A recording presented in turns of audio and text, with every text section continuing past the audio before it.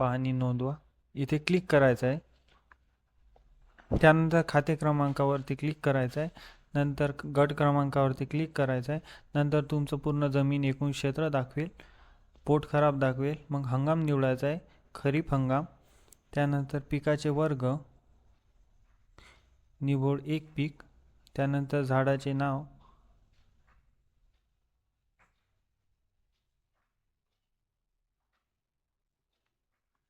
कापूस.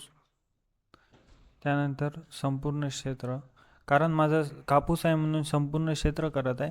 इथे जर माझी तूर असती तर मी तूर सोयाबीन जर असतं तर मी एक बहुपीक निवडलं असतं. इथे इथे मी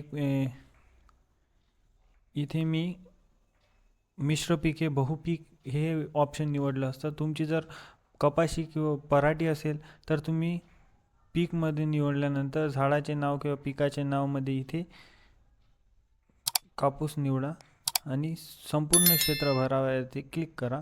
त्यानंतर तुम्ही जर ठिबक सिंचन, तुषार सिंचन किंवा मग पट पाणी देत असेल तर प्रवाह सिंचन याच्यावर क्लिक करायचं आहे. जलसाधनाचे स्रोत, तुमची जर विहीर असेल तर विहीर, तलाव, बांधवा हे काही आहेत याच्यामध्ये, तर याच्यामध्ये माझं आहे कालवा उपसा सिंचन म्हणजे धरण. त्यानंतर पेरणीची दिनांक आपल्याला निवडायची आहे. तर जूनची 15 सर्वांची आहे म्हणून जूनची 15 निवडायची आहे. किंवा जेही तुम्ही ज्या तारखेला तुम्ही तुमची पेरणी करली असेल ती तारीख निवडायची आहे. त्यानंतर तुमचा हा नंबर दाखवला येईल 11 इथे.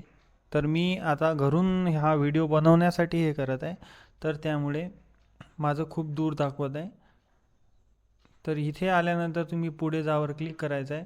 तर पुढे गेल्यानंतर तुम्हाला फोटोचा ऑप्शन येईल. तर तुम्हाला 2 फोटो काढायचे आहे आणि 2 फोटो काढल्यानंतर सबमिट करायचं आहे. तर तुमचं पूर्ण सबमिट होऊन जाईल. कारण आता मी दूर असल्यामुळे हे दूर दाखवत आहे.